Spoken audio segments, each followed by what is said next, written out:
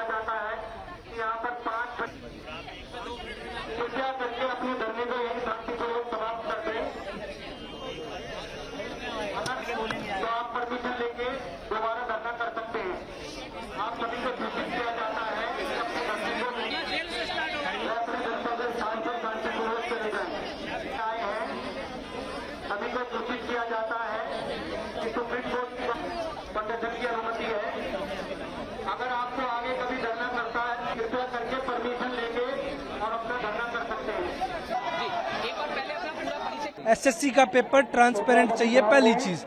दूसरी चीज, जिस कंपनी को ये टेंडर अलॉट हुआ था,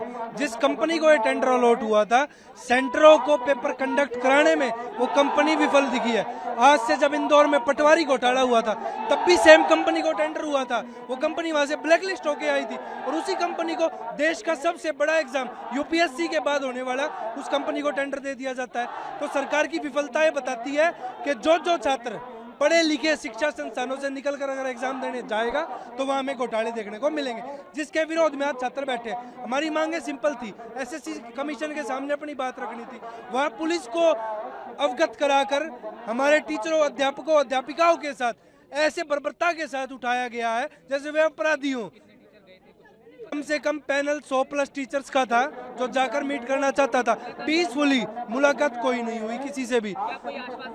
आश्वासन कुछ नहीं दिया, पुलिस खड़ी कर दिया। आतंकवादी है क्या?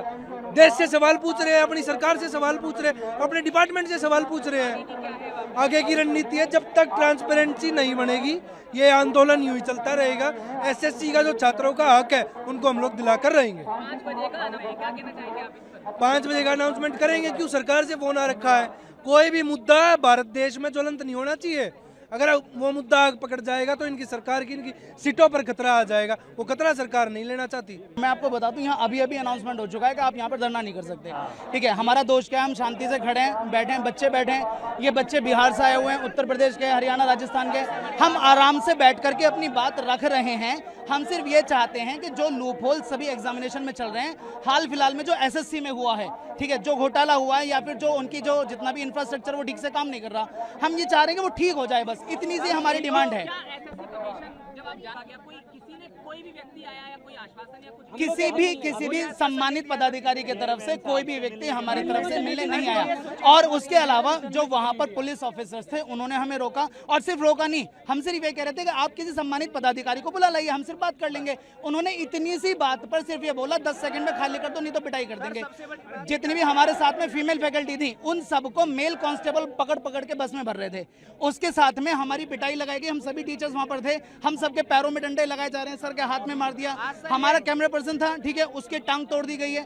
ठीक है, ये हाल हमारे साथ, और हम बड़ा मुश्किल से भागे वहां पर। हम लोग अंदर गए थे, मैं था और 2 टीचर और थे। जो डायरेक्टर लेवल पे हमारी मीटिंग हुई थी एसएससी ऑफिस में, और अगर आप उनके जवाब सुनेंगे ना तो आपको हंसी आएगी। हमने एक पॉइंट रेज करा कि जैसे आज 24 तारीख को पेपर हुआ और 25 को उसी लेवल का जो पेपर हो रहा है उसमें 70% क्वेश्चन रिपीटेड हैं। तो पता उनका जवाब ये था कि ये तो अच्छी बात है, क्योंकि बच्चे, उनको लगा होगा कि 24 को ये क्वेश्चन आ गया अब तो आएगा नहीं, तो इसको अगली शिफ्ट के लिए पढ़ते नहीं है। जबकि ऑब्जेक्टिव पेपर है, अगर क्वेश्चन पता है मतलब आंसर पता है, तो ये तो बहुत अनफेयर है। हाँ, आज की मुलाकात में, आज एक्चुअली में सुबह हम आए तो हमें मारा गया, मेरे खुद ही थप्पड़ पड़ा था, बहुत भयंकर थप्पड़ पड़ा, बट कैसे भी बच के निकले हम लोग पुलिस की बस से और सब चीज़ों से। एसएससी ऑफिस पहुंचे, वहाँ पर बहुत सारे बच्चे थे। बच्चों के प्रेशर में आकर उन्होंने 3 लोगों को हमें डायरेक्टर सर से मिलवाया। चेयरमैन सर थे, उसके बाद भी कोई मीटिंग नहीं, कोई रिस्पॉन्सिबिलिटी नहीं। उनका कहना है कि जैसे हमने बताया, मैं पूरा एक ड्राफ्ट बना के ले गया था, पिछले 4 दिन से उस चीज़ पे मैंने काम किया, पूरा डिटेल में हर एक चीज़ का प्रूफ उसमें डाला मैंने, एक छोटी से छोटी चीज़ का प्रूफ डाला, खुद ही ड्राफ्ट बनाया रेलवे के लिए, एसएससी के लिए, और सारे प्रूफ्स भी अटैच करे। तो उनका कहना था कि ये जो प्रूफ्स है ना, आपको कहाँ से मिल रहे हैं ऐसी चीज़ें। इसके अलावा जैसे एक बहुत बड़ा इशू आया कि बच्चों को ना जो करेक्ट आंसर है वो बोल्ड हो रखा है, तो हमने ये बात कही तो पता उनसे हमसे क्या कह रहे थे कि उस चीज़ का प्रूफ लाओ। मैंने कहा मोबाइल तो लेके तो नहीं जाते पेपर देने, तो इस तरीके की बातें वहाँ से सामने से मिल रही है। एसएससी रेलवे के लिए मैं साइंस भी यहाँ पर कराती हूँ। रेलवे में तो ये डिस्क्रिपेंसीज थी, रेलवे का कोई एनुअल कैलेंडर नहीं है, बहुत सारी यहाँ पर गलतियाँ हो रही हैं, पेपर में कोई वैकेंसी सामने नहीं आ रही है क्लियरली। लेकिन एसएससी के अंदर भी पहले आपने वेंडर चेंज कर दिया और उसके बाद अब यहाँ आज जो टीचर्स के साथ सिर्फ शांतिपूर्ण बात करने के लिए बात यहाँ पर रखी गई थी। उसके बाद भी फीमेल टीचर्स को भी यहाँ पर इतनी गलत तरीके से मेल कांस्टेबल ने खींच करके डिटेन किया है। जी हाँ, मैं भी वहाँ पर थी जिनको की डिटेन कर लिया गया है। और सर एक सबसे आगे बड़ी बात, आगे देखिए, अभी क्या करना है, बच्चों के साथ बात करेंगे। टीचर्स को यहाँ पर कभी सीजीओ कॉम्प्लेक्स भेज रहे हैं, कभी यहाँ भेज रहे हैं। हम सोच रहे थे कि चेयरमैन साहब से कुछ बात हो जाए, वो नहीं करने दी। डीओपीटी पे बात हो जाए, वहाँ नहीं करने दी। आप बात ही नहीं कर पा रहे। बच्चों के सेंटर्स आपने ऐसे दे दिए जहाँ ऊपर कहीं शादी हो रही है और साइड में एग्जाम सेंटर आप करा रहे हैं। तो क्या ये ऐसे बच्चा पेपर दे सकता है?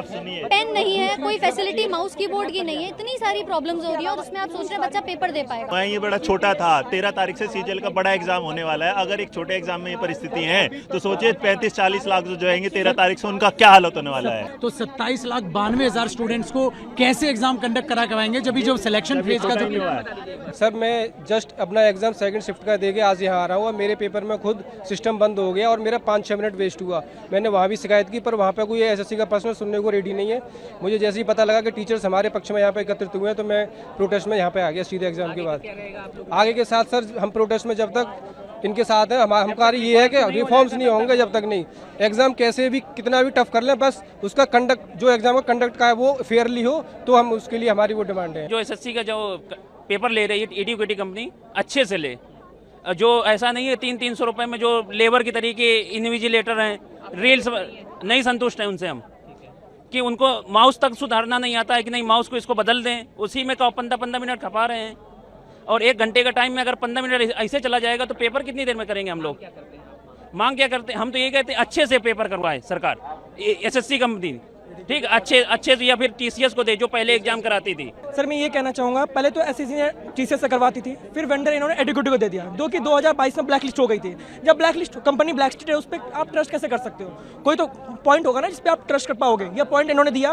क्या एसएससी का तो रीजन हर जगह है, एसएससी नॉर्थ रीजन भी है, ईस्टर्न रीजन भी है, साउथ का रीजन भी है। क्या एसएससी के डिपार्टमेंट से ये देखा गया कि जहाँ जहाँ नया सेंटर बना है कि टीसीएस अपना सेंटर तो वापस कर ले लेगी, वो तो अपने एनटीपीसी करवाएगी या बैंकिंग को करवाएगी, एसएससी को नहीं करवाएगी? क्या एसएससी द्वारा ये देखा गया कि जो सेंटर बच्चों को अलॉट किया जा रहा है सर्वर ढंग से काम कर रहा है कि नहीं कर रहा है, या जो बच्चे हैं सेवा के लिए क्या वो ठीक है? यहाँ पे कोई है ही नहीं, कोई मतलब ही नहीं हो रहा है। सर ये कहना चाहेंगे हम कि एडुकेटी को हटाओ, समय लो, एडुकेटी से मत करवाओ। हमें ऐसा कुछ नहीं, एडुकेटी से मत करवाओ। अब करवाना ही है तो किसी ऐसे वेंडर को दो जो अच्छे से कंडक्ट करवा सके। सुप्रीम कोर्ट की गाइडलाइन के अनुसार 5 बजे तक चर्चा करके जंतर मंत्र परिसर को खाली कर रहे हैं।